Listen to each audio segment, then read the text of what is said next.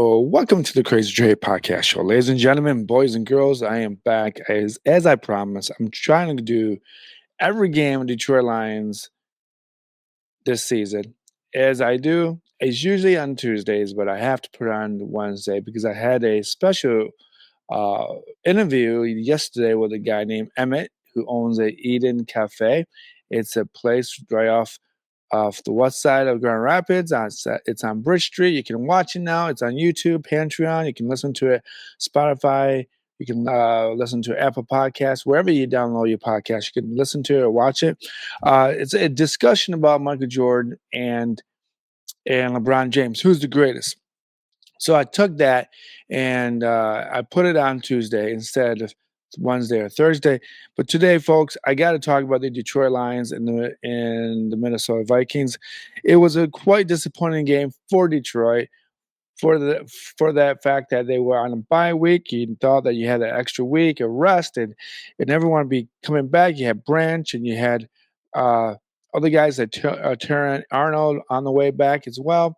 Uh, but it didn't seem that way. It didn't seem that anything worked out for Detroit. The game seemed very slow and sluggish. There was a lot of play call in the beginning of the game where there was third down and long, and it seems like John Morton uh, uh, tried to do a backfield passes to Montgomery or to Gibbs on third and long, and it didn't work out at all. However, as most of you guys know, Laporta caught a 40-yard touchdown on fourth down. And so that we thought that the game was going to go pretty well in our situation because a lot of the games in the past we've never gone to Laporta into the second half. So it was really unique in that game. One of the things that Detroit did not do so well either is they didn't really establish the run game. And I felt like they kind of uh, in my perspective, um, overthought their scheme. And what I mean by overthought their scheme, they thought that they could trick Minnesota and say, hey, we're going to throw the ball a lot more than running the ball and establish it with Montgomery and Gibbs. That in itself kind of made it difficult for Gibbs and Montgomery to get hot and loaded. However, it did also set up third and longs where you had Amon St. Brown drop a couple of passes. So a lot of the pressure of Detroit was upon themselves. I feel like Minnesota didn't really play a great game. They played a smart game. They played a game that they stuck to the ground. They had Aaron Jones, who he had 74 yards, but he got hurt. So, but with Mason and Mason did a pretty good job. With I think he had like 48 yards, but uh, Addison had a run that kept the drive going for Minnesota in the third, fourth quarter, but a lot of the coverage was very mysteriously, I would say, weak and not prepared at all. I felt like Detroit's penalties like kicked them in the butt. There were a couple questionable penalties on Hutchinson for a a a personal foul. I think it was upon JJ McCarthy. But I mean, you can't say much about JJ McCarthy if he came back to the state of Michigan. He went to Michigan, won a national championship. He was hurt last year. So he did his job. He came in there, he threw a dime piece to Justin Jefferson in the first quarter after Detroit scored in their first drive. But everything else for JJ, I mean, he ran it in later part of the game, and I will go through that stuff itself. But you know what? I'm gonna go through the team stats here, folks. This is one thing that's kind of a little bit of mystery for Detroit. Last year, Detroit was like the fourth or third or fifth team to be ranked in third down and longs and situations like that.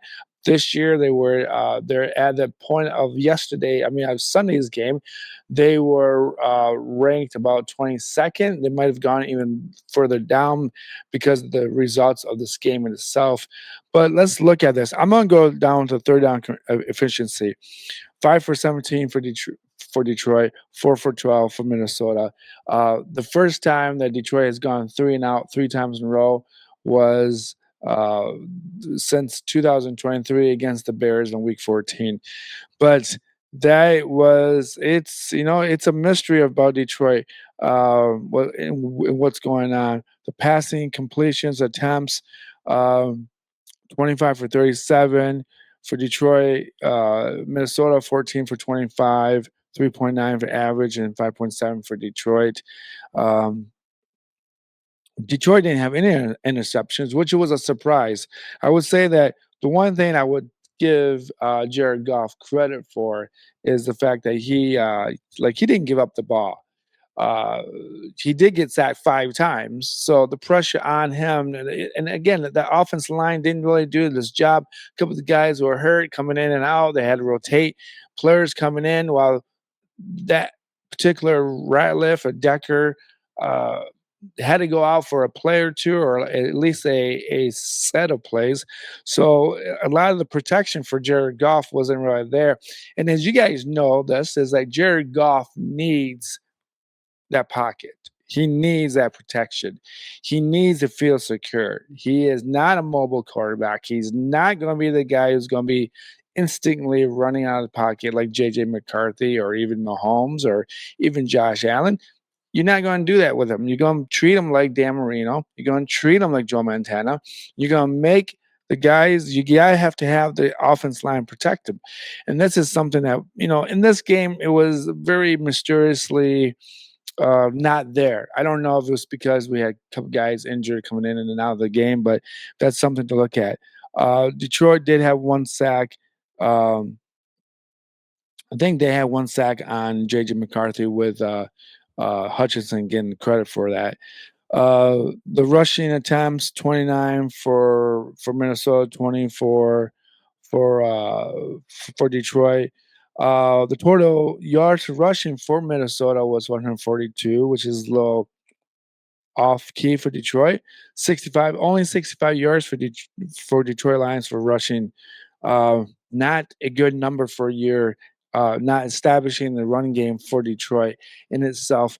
You have to stick to the run game. That's the way that you can control the game. That's the way that you take their opponent out of the game, out of the system, out of the moment. So that's something that you have to really think about. The red zone. 3 for 5 for Minnesota, 1 for 3 for Detroit. I went through the penalties, 7 for Minnesota for 56 yards, 10 for 76 for Detroit Lions. Uh, when Detroit needed a touchdown and they were down, I think they were down 10 points. No, it was down. No, they were down by 7 points.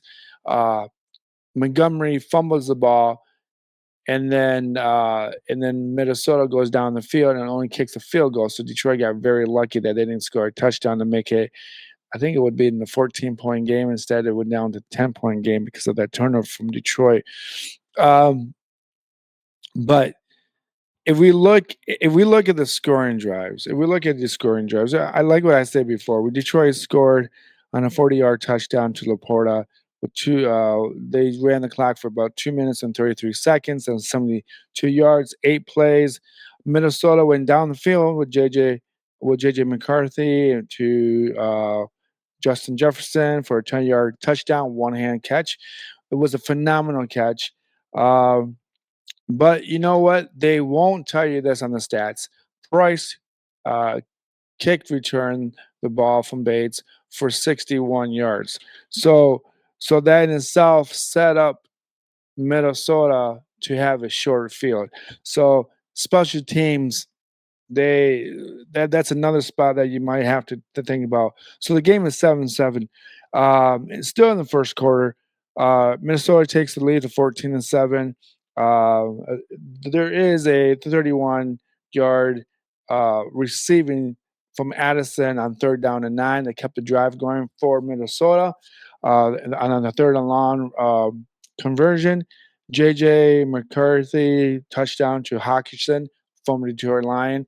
Um, JJ just kind of ran outside the pocket and kind of, he found Hawkinson right where, like Hawkinson was running back in the end zone, and he kind of stopped because he saw that the defender of Detroit keep moving, and then he has space to catch the football. So that's something that it's uh, a good tight end would recognize.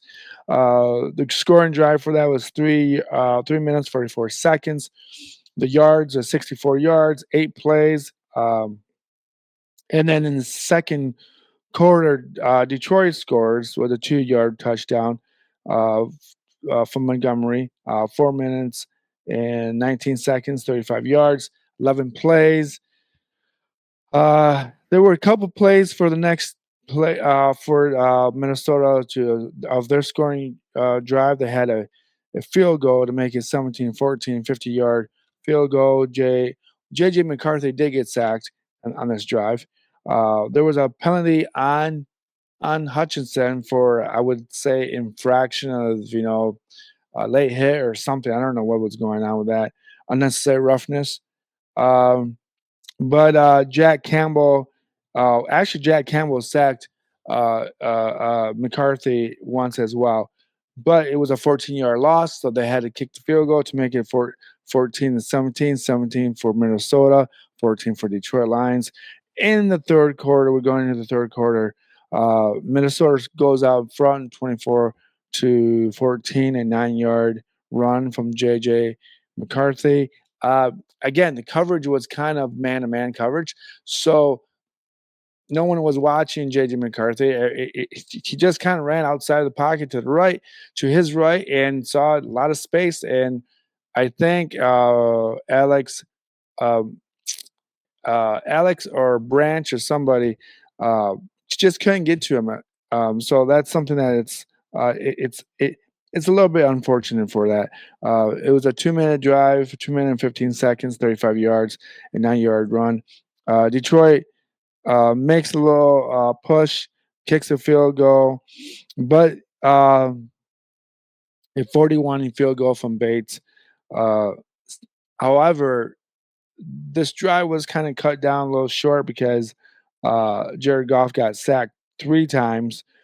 For one for 8-yard sack, and the other one for 11-yard sack, and then there was actually two sacks and 3 penalties, I think. So there was a 10-yard illegal shift. 2 players were moving. It was I think it was St. Brown and Laporta were both moving, and this is not Canadian football, folks. So the score goes from 24-17. Detroit is down. Um, and then, however, Detroit did get lucky with uh, a 16-yard 18-yard reception from Jay Williams to put themselves in that field goal position. But when Jared Goff gets sacked twice in the illegal shift, that puts you in a bad spot. Going into the fourth quarter, uh, Detroit had their chance. They really did. They really did. They really did. Minnesota scores a field goal, 20-yard field goal. There was a Muhammad. I think he's a linebacker for Detroit. Sacked J.J. McCarthy. Uh, but Addison had a 16-yard run. That's what I'm talking about. And it was a drive for 2 minutes and 49 seconds, 33 yards, eight plays. Detroit's last drive to score a touchdown with 3 minutes and 30 seconds left, as Tom Brady was talking about in the game. Um, there was a lot of couple passes that was in the center of the field, a lot of 5 yards, 4 yards here, and 10 yards there, and that did take a lot of time off the clock. But Jared Goff touchdown pass, a 37-yard pass to uh, uh, Williams, a minute and 36 seconds, 69 yards, 7 plays. There was a savior through that drive was St. Brown for 19 yards. So that wasn't really much for Detroit. However, going into the last drive for Minnesota to close things up, Naylor made a phenomenal catch on the second or third down, but that was a seal of the deal for Minnesota. If you look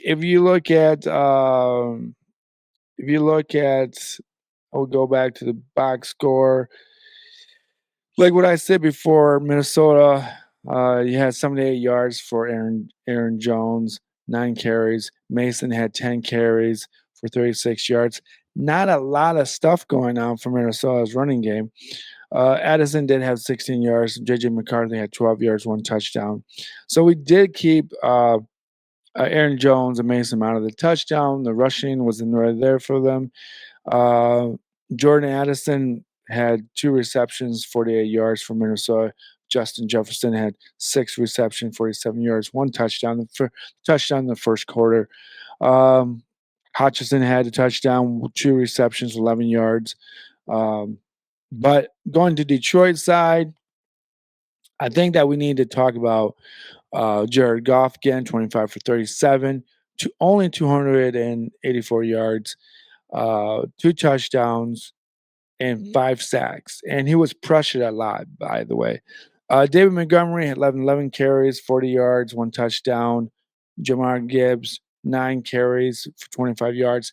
I feel like going into this discussion, um, I feel like John Morton is feeling a little confused. And what I mean by confused is this. The fans don't like the idea that they're not going to Laporta right away. A lot of running games, a lot of in the beginning of the games, there's a lot of rushing, a lot of going to Gibbs and Montgomery to establish the run games. Previously, the games from week 1 through week 7, week 8.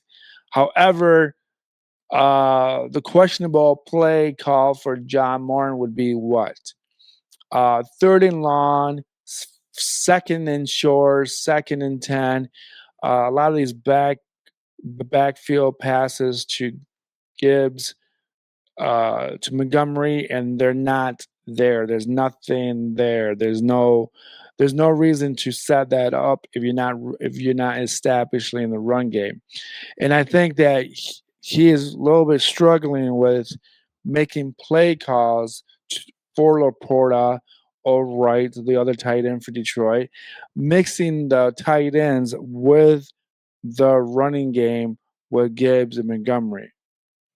And there's a lot of things going on. You got Williams that he hasn't gone to a lot in the previous 7 weeks of the season for Detroit. You have St. Brown dropping a couple passes. Uh, but you but I feel like John Morton is a little bit overwhelmed by the talent size of Detroit, and he doesn't really know how to establish a goal in order for the rest of the things to run smoothly. And I would tell you the one thing as a fan, as a guy that watches football, a guy that watches Detroit Lions anytime I can, you want to establish the run game.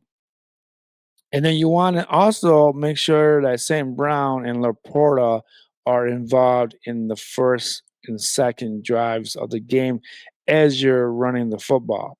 Now, when you get to, let's say, first down and there's nothing there for Gibbs and Montgomery, I would not keep throwing the ball in the backfield to make a breakaway with your receivers blocking. That would not really work, especially if you haven't established the run game yet.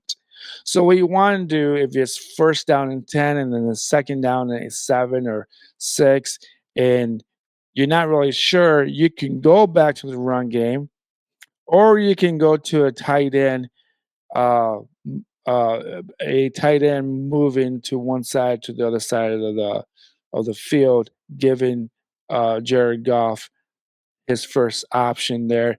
His first option is not there. Laporta or Williams will be running a different type of off the flat or somewhere over top Laporta, and then that's where you can move the ball downfield. However, uh, if it's a first down and 10 and you gain 7 or 8 yards on the first down, then you can really alternate what you want to do with your second down. You can move the ball downfield quite far to Williams, or you could use it to midfield towards St. Brown, or you could drop it off to Laporta, or you can still stick to the run game to make it first down if it's 2nd and 3 or 2nd and 2.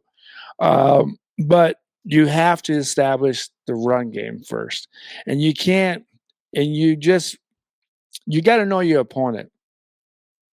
So if your opponent is not very lateral, but they're really nose hard tackle guys, you don't want to run right into the nose, but you don't want to throw the ball to the right or to the left of the wing to a a running back, because that's too easy for the linebackers just to shift over. Where if you know that Minnesota's cornerbacks and safeties are weak, then you need to attack their their weak spot. Now, Detroit has Washington Commanders next week. So I don't know the passing scheme or the defensive scheme of the Washington Commanders. But I'll look it up and I'll say something for maybe a Saturday podcast. And I will give you my opinion about what you should do and how they they should run the offense. But I think that Detroit needs to really just Detroit needs more toughness. I think this is going to be a good week for Campbell. Just like talk to those guys. I think we were soft. I think that we came into this week thinking that everything was going to be running perfect in Q, and we thought that Minnesota was just going to lay down, and we thought that maybe JJ McCarthy was just going to be overwhelmed for this game, but he wasn't overwhelmed. He's a almost a seasonal veteran right now. Uh, but congratulations to Minnesota Vikings. It's unfortunate for Detroit not to take advantage of the situation, because the Green Bay Packers lost to Carolina Panthers 16-13.